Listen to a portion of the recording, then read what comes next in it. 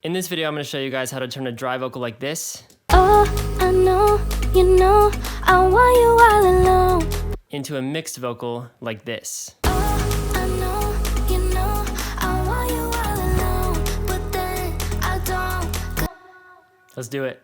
How's it going, Post fam? So today we're doing another vocal mixing tutorial. And the reason I say another is because I did one about 3 years ago and it did really well. A lot of you guys really liked it, but it's been 3 years and I've learned a lot. And so I wanted to do another video as more of an updated version of how I'm processing vocals nowadays. I know that vocal mixing can be very daunting for beginners. It's really hard to record a vocal and try to get it to fit into your track and make it feel like a real song. So in this video, I'm gonna show you how I do that for my songs using my song Walk Away that just came out recently. And yeah, my goal is to show you as a professional how to mix your vocals into a song. And it's different for every song, but hopefully you'll pick up some tips during this video that will help you be able to learn how to get your own vocals to sit into your mixes. So a real quick overview, we're gonna do 3 things in this video. I'm gonna show you about pitching the vocal with new tone, mixing it with processing, and then adding the proper reverb and delays. And I'm not gonna go into all the doubling and other effects. I'm gonna do that in a separate video because it would be too long for one video. But anyway, without further ado, let's jump into the project. Alrighty guys, here's the project right here. This is a separate project from the actual Walk Away project. I always do my vocals in a separate project so that I can have a fresh start and not have to worry about CPU overloading all the time. So what I do is I bounce down the instrumental like this,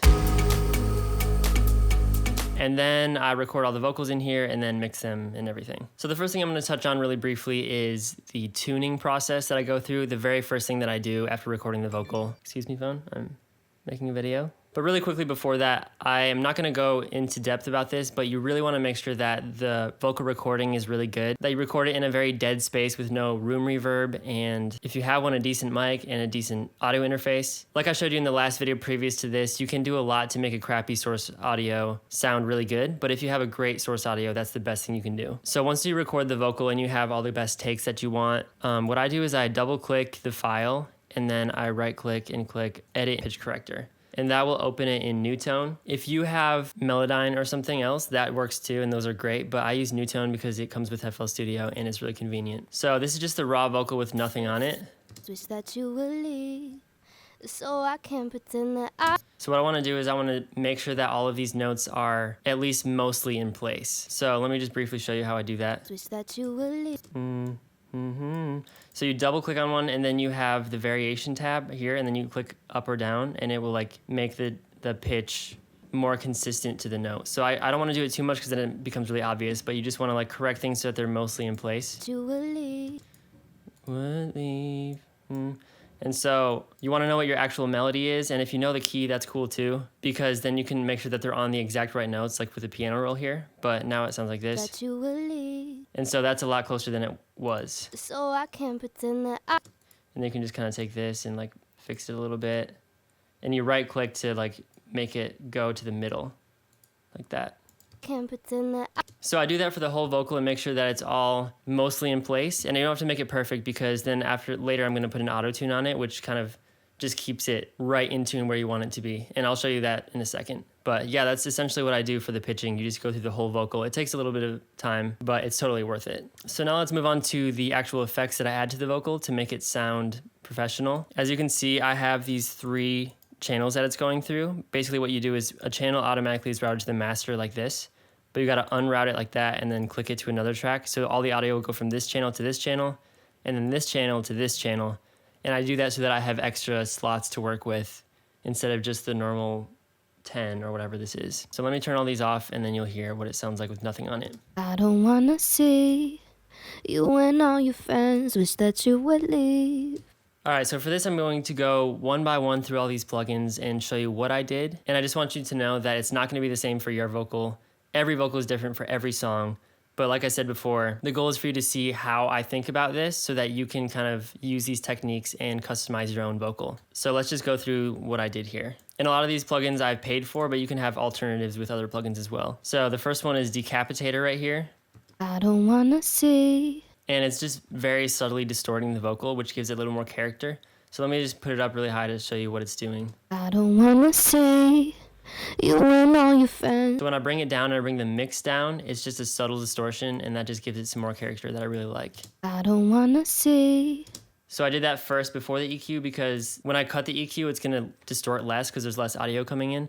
And so all the original audio is gonna distort, and then after that I'll add EQ and compression and everything. You've probably seen me do EQ in other videos, and I usually just go I through don't wanna see you and just boost stuff a lot and then find areas that I feel like are just too much, and then I'll take them down. I don't wanna see. I can't really be super specific because I'm more of an intuitive mixer, but like you just kind of have to have practice and learn how the vocal should sound and when things are too much and when you need to cut them a little bit. I don't wanna see. It's really common that I'll cut like the bass and low mid areas quite a bit, and then this high area right here. It's just really harsh, so I took that down. Then we have a de-esser, which is just basically a compressor for only the high end. So everything above 6,000 hertz is being compressed with this threshold, and that just makes the S's less intense. I don't wanna see. And then we have a compressor. Just a quick overview of compression. You can see like these really loud spots right here, and then quiet spots and loud spots. The compressor will squish it down so that they're more even sounding. And so I have this compressor doing that. So I can't pretend that And as you can see, it's going, like my computer's freezing a little bit, but it's like going to like 6 dB or like around 8 to 10, and it's just keeping it more in check. And then I have a multi-band compressor as well. So I can't pretend that I don't miss you, babe. And if you don't have a fancy one like this, you can just use the FL Studio one that comes with it. But this just compresses each band individually, and it's just another thing that I add on the chain. So I can't pretend that. Okay, then I put the auto tune on. You just find the key. This is in B major. And so if I were to turn the retune speed to 0 and put the flex tune to 0. So I can't pretend that I don't miss you, babe. It's like very T-Pain-esque, and which is obviously what we don't want. So I dial it to around like 25 and then like the retune speed up here. And that's just going to keep it in check where you don't notice the auto-tune, but it's keeping it all in tune with the song, which is really nice. I love auto-tune. So I can't pretend that. Next up, we have Soothe, which is a plugin that I recently got that I really love, which is also kind of like a de-esser, but it's more of like a compressor with specific frequencies. I don't wanna. So as you can see, it's compressing, like I said, just like an EQ kind of thing. And if you like go crazy, it like messes it up. But you just want to put the depth about right here, and then it makes the vocal a lot less harsh. This isn't something you need to have. I only got it recently, but I think it's a great plugin. Then I have more EQ, just taking a little bit more of the bass out, and then taking some specific frequencies out a little bit.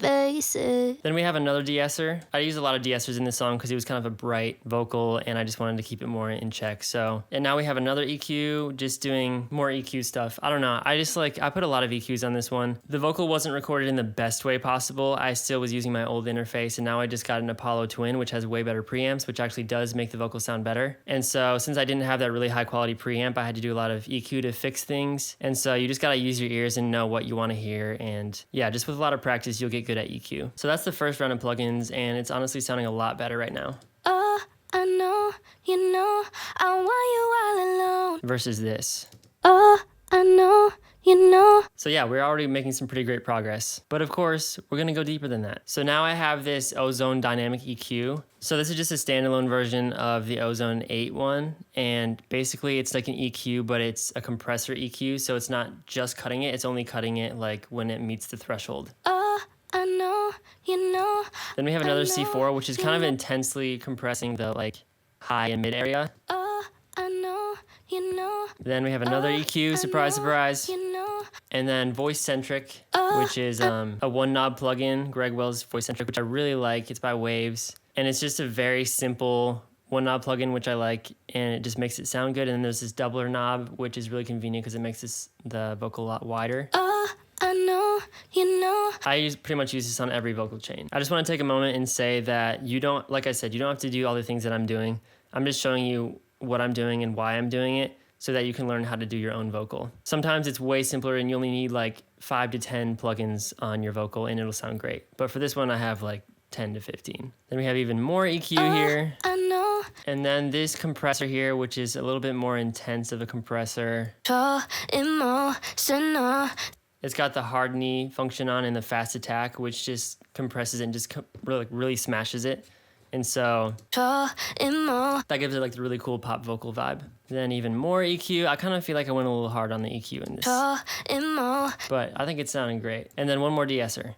And now we're good. And it's just a very compressed, very wide, nice sounding vocal. So another thing about this song particularly was I wanted the chorus to hit a little bit harder with the vocals. And so I actually have them being processed separately from the verse vocals. It's basically the same exact thing, but this time it looks like this. If you could just... It's almost all the same effects as the other one, but a couple differences are I have CLA vocals on here. And this is a trick I learned from my friend Colby Wedgeworth, who's also a producer here in Nashville, is you just compress it all the way to the top with CLA vocals, and that just like really smashes the vocal. And since the chorus is really big in this song, I wanted the vocal to match that energy. And then I could adjust the volume separately too, which made that kind of convenient. If you could just walk away, yeah.